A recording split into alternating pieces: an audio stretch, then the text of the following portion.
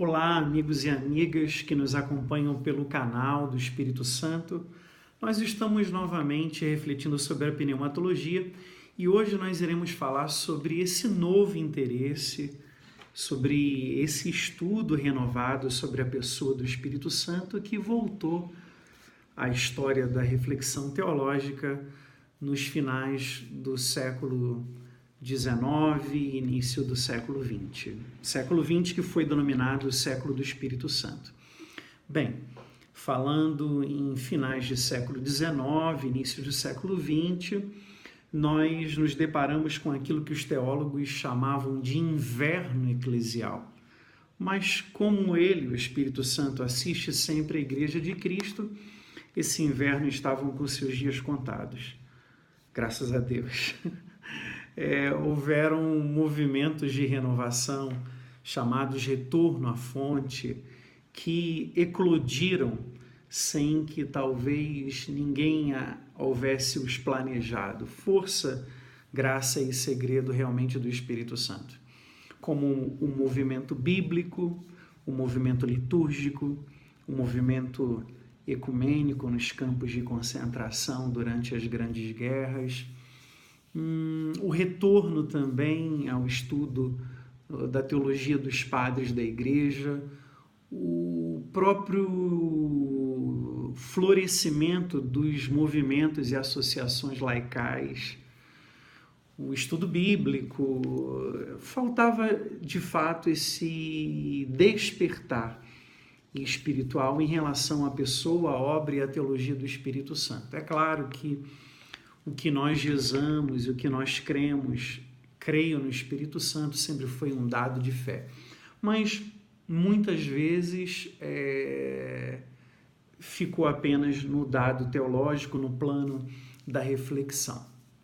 E no coração do século XX, diz Raniero Cantalamessa, havia uma necessidade quase física de redescoberta da pessoa do Espírito Santo. Eu amo essa expressão de Raniero, uma necessidade quase física da descoberta do Espírito Santo. Olha, Congar vai dizer que o Espírito Santo se tornou novamente uma atualidade. Que bonito, né? O Espírito Santo se tornou novamente uma atualidade. Essa redescoberta do Espírito Santo, é claro que foi lenta e gradual ao longo do século XX.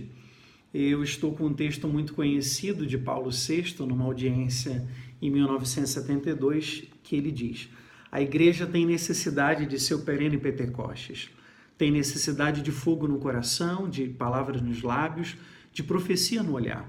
A igreja tem necessidade de ser templo do Espírito Santo, de total pureza e de vida interior.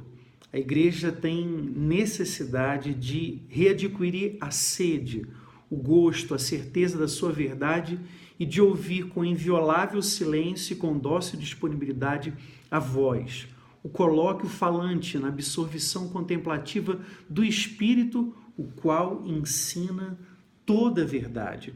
Ouvistes, vós, homens vivos, vós, jovens, vós, almas consagradas, vós, irmãos no sacerdócio? Disto necessita a igreja, necessita do Espírito Santo em nós, em cada um de nós e em nós todos juntos, em nós, igreja. Sim, simplesmente hoje a igreja necessita do Espírito Santo. É maravilhoso esse clamor profético, essa consciência despertada no coração já, por exemplo, do Papa Beato agora, Paulo VI. Interessante que o grande eclesiólogo e também pneumatólogo Yves Congar, um dos maiores teólogos do século XX, dominicano, ajudou muito como um precursor também e participante atuante do Concílio Vaticano II. Ele cita 3 orientações desse descobrir-se da teologia do Espírito Santo. A primeira, ele fala o Espírito Santo e o povo de Deus em marcha. Ele diz justamente isso, que essa redescoberta da categoria do povo de Deus, nela brotou necessariamente essa reformem essa necessidade de uma reflexão pneumatológica, até porque quem coloca esse povo de Deus em marcha na história é, sem dúvida, o Espírito Santo. A igreja passou a ser vista como esse povo reunido em nome do Espírito, nascido dessa grande fusão pentecostal, né? É ele que abre o evangelho ao espaço, ao tempo, é ele que é o princípio da missão, que começa justamente em Pentecostes. Depois, uma segunda orientação, Congar diz que o Espírito Santo ele está aí como promessa das novidades. O anúncio da vinda do Espírito Santo une a promessa do Paráclito às promessas do que Congar diz, novos conhecimentos. O Espírito que recorda, o Espírito que ensina.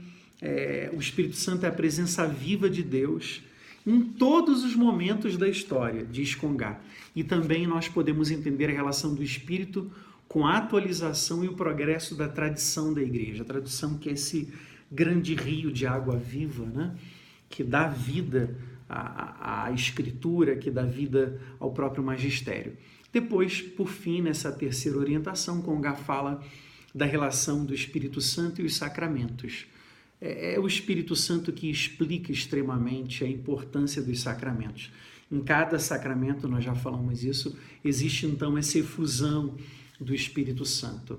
A igreja introduz o homem no mistério pascal de Cristo justamente pelas mãos, pela força, pelo sopro do Espírito, né? Desde o batismo até a crisma, esse Pentecostes pessoal, não tem manifestação de Deus no sacramento sem essa ação pneumatológica, sem essa epíclese, essa invocação sobre a vida do batizado, sobre a matéria dos sacramentos, né? A Eucaristia, o Pentecostes eucarístico, né? Me lembro de um texto da Sacrosanto Concílio, a Constituição sobre a Liturgia, que fala justamente dessa relação do Espírito e a Eucaristia, chamando a Eucaristia do pão vivificado pelo Espírito. É maravilhoso. Qual era, então, a situação da teologia católica sobre o Espírito e qual é ela, como é ela agora? Bem, às vésperas do Concílio Vaticano II, os ortodoxos e protestantes, observando também, né, como convidados por João XXIII, os textos conciliares, perceberam também essa clara ausência da pneumatologia nossa latina. Tem uma fala de um arcebispo maronita durante a segunda sessão do Concílio Vaticano II, a de Lubac e a Soenes, o cardeal Soenes, da Bélgica, né, de Bruxelas, que diz o seguinte: a Igreja Latina, cuja cristologia é muito evoluída, é ainda adolescente em pneumatologia. Nesse mesmo dia dessa sessão, um grande liturgista teólogo, Dom Christoph Bitter, chorava o silêncio do Espírito Santo, lembrado apenas uma vez e, segundo ele, de maneira infeliz. Um teólogo da época também fez um seguinte comentário e eu quero citá-lo. Os orientais, abre aspas, correm o risco de enrijecerem solenes e impressionantes liturgia, numa estética e numa simbologia fascinantes, separando rituais da vida comum e da prática social.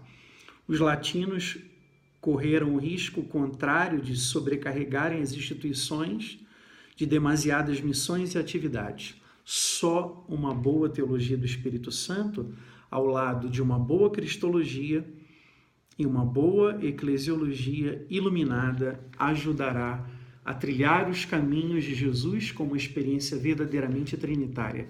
Jesus Cristo é o caminho, a Trindade é a passagem. Maravilha, né? A pneumatologia ao lado da cristologia. Na verdade, também o Paulo VI já tinha falado sobre isso. Depois da cristologia pós-conciliar, é necessário um novo culto e um novo estudo da pessoa do Espírito Santo para que o ensinamento conciliar ele seja realmente totalitário. De Lubac falava que o tempo da igreja na história da salvação foi chamado sempre pelos padres de uma economia do Espírito. E Raniero Cantalamessa finaliza dizendo profeticamente que, graças a Deus, nós vemos hoje, e cito o que ele diz, estamos vivendo, de modo particular no Ocidente, o final de um longo período caracterizado por um lamentável divórcio entre a Igreja e o Espírito Santo. Graças a Deus, esse divórcio terminou. Esse novo interesse pelo estudo e pela pessoa do Espírito Santo está aí, às portas, florescendo e florescente como um novo Pentecostes, como nós nunca vimos. Se você gostou do nosso vídeo de hoje sobre o novo interesse sobre o estudo do Espírito Santo, curte ele e compartilha ele, fale para os teus amigos sobre o canal do Espírito Santo, para que a gente possa desenvolver aos poucos, vários aspectos da pneumatologia. Tá bom? Deus abençoe. Bendito seja o Espírito Santo Paráclito. Amém.